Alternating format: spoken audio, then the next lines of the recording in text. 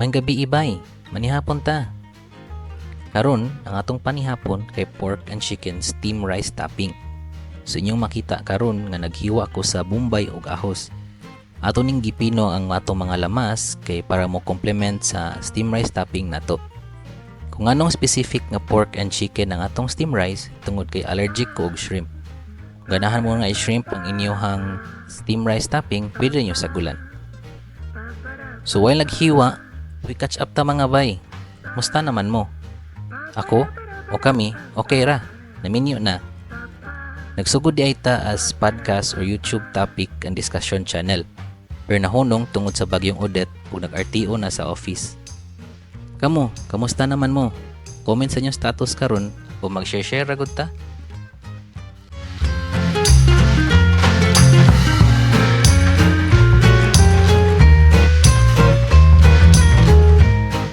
Nahuman na natog pino ang atong lamas.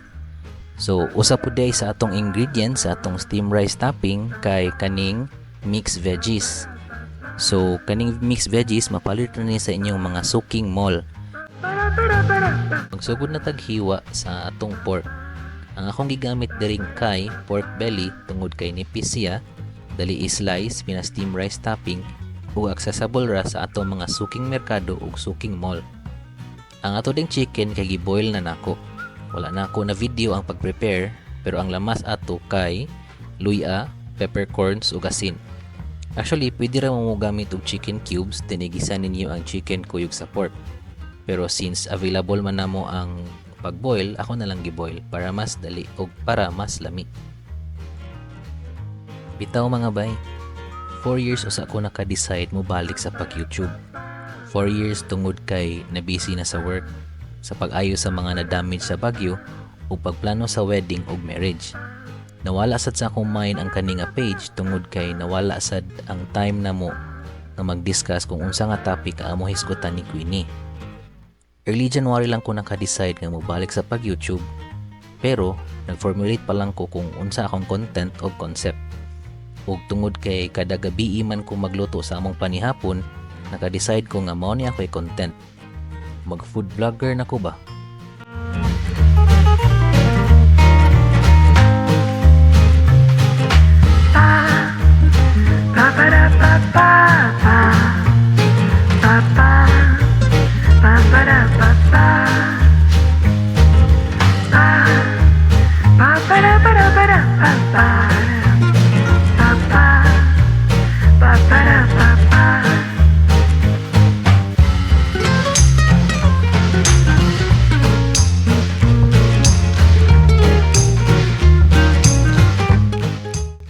Akong i-share sa kaning bag-o nga content o concept sa akong YouTube channel ang mga ingredients o recipe sa among panihapon. Disclaimer mga bay, dili ko professional chef, cooking husband ra. Wala ko'y professional kitchen, functional kitchen ra. Dili fancy ang akong mga ingredients kung unsa ray available ug accessible. And walay measurements ang akong ingredients tungod I cook with the feelings. Ay! Mao dinhi ang atong chicken mga bay. Ang akong gigamit ani kay ang soup cut, bali buko-buko ug liog sa chicken. Barato ra ni sa atong mga suking mall. Ready na ni hagpatan og kisi-kisiun para isagol sa atong steam rice topping.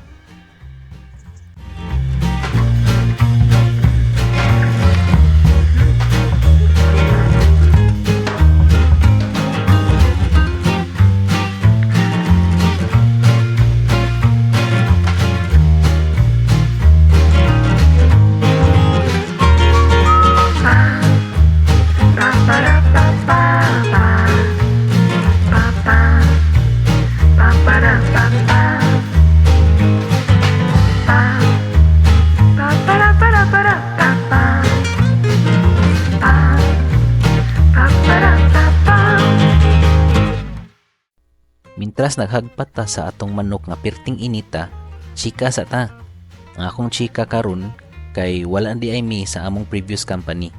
Ni-resign na mi after kasal tungod nibalhin na mi og balay, naglahi na mi and naa na mi ron sa on and on konsolasyon. Karon nag-abang mi og nagbalay-balay. Nag-work from home na si Queenie. Ako, nag-food vlogger na. Subscribe mo ha. nya like ug share pod sa among mga videos. Please bitaw ni, hehe. Dugay na ni nako nga passion na pagluto mga bay. Elementary and high school pa lang nagluto-luto nako. Simple ra nga mga luto god, prito isda, nilatan nga bukog sa baboy ug fried rice. Tungod kay manrabaho man akong mamagpapa sa una, kami sa kumanghod ra mabilin sa balay ug ang TV. Binilra mi ni mama og makaon. Usa sa inspirasyon nako sa pagsugod og luto sa una kay si Lumao Singh sa Cooking Master Boy. Nakingkoy sa una ug ang show sa QTV27 nga Katok. Hasta ang mga recipe sa Del Monte Kitchenamics. So, I think nakadungog na mo or nakatanaw na mo ani nila sa una. So, kaway-kaway mga batang 90s.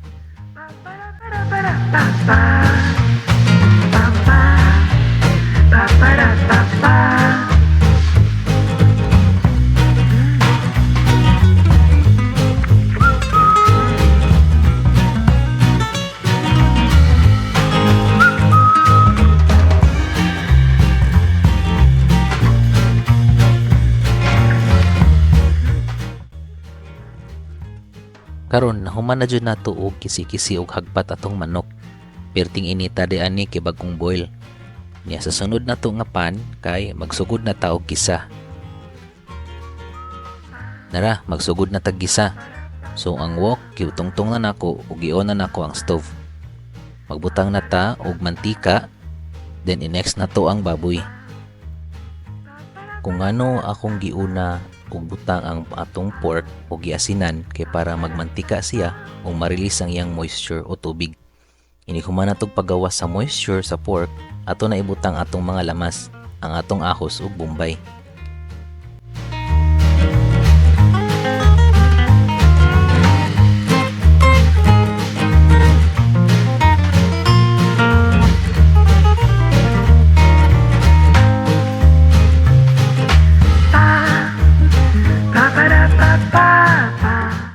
So inyong nakita karon nga paghuman nako o butang og asin akong giukay-ukay ang atong pork.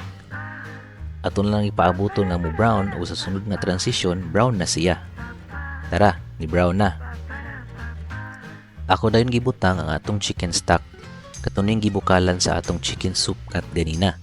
Again, pwede ra mo magpabukal og tubig and add lang og chicken cubes o beef cubes, then igisa kuyog sa pork ang chicken. After add sa chicken stock, ato ni huwaton nga mubukal ug sa sunod nga transition bukal na siya. Tara, nagbukal na siya. Ilunod na nato ang manok nga gikisi-kisi nato ganina, then magtimpla na ta.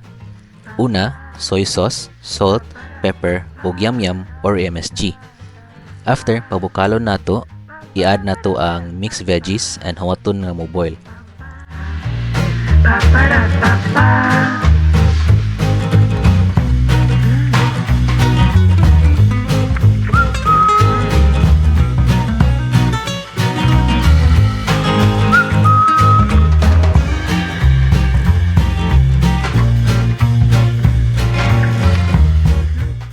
So matawag na ako nga usa sa akong mga passion ang pagluto mga bay. Ya mas na-enhance ni ang akong cooking skills pag pandemic kay nag-work from home rented by our office ko ug layo ko sa mua. Then usap pud sa nakapa-enhance sa ako ang cooking skills kay ang pagminyo na mo ni Queenie tungod sa pagluto nako sa among mga panihapon. Kamo mga bay, unsa inyong mga hobby ug passion?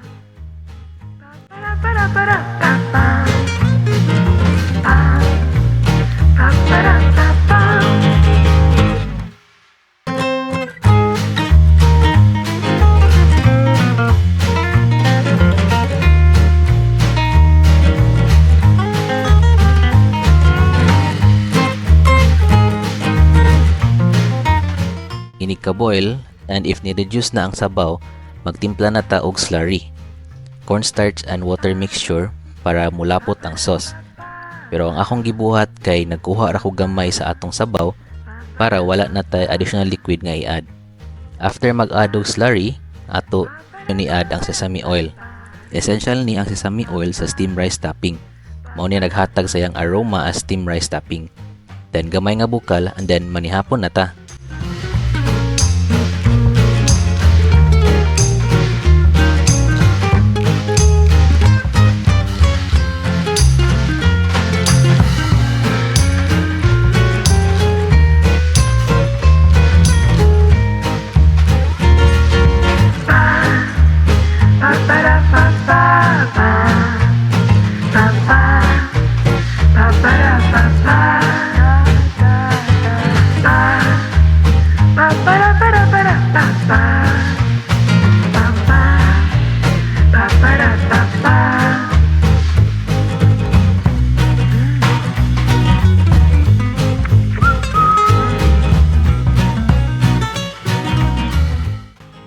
Muna itong finished product mga bay, ang atong steam rice topping.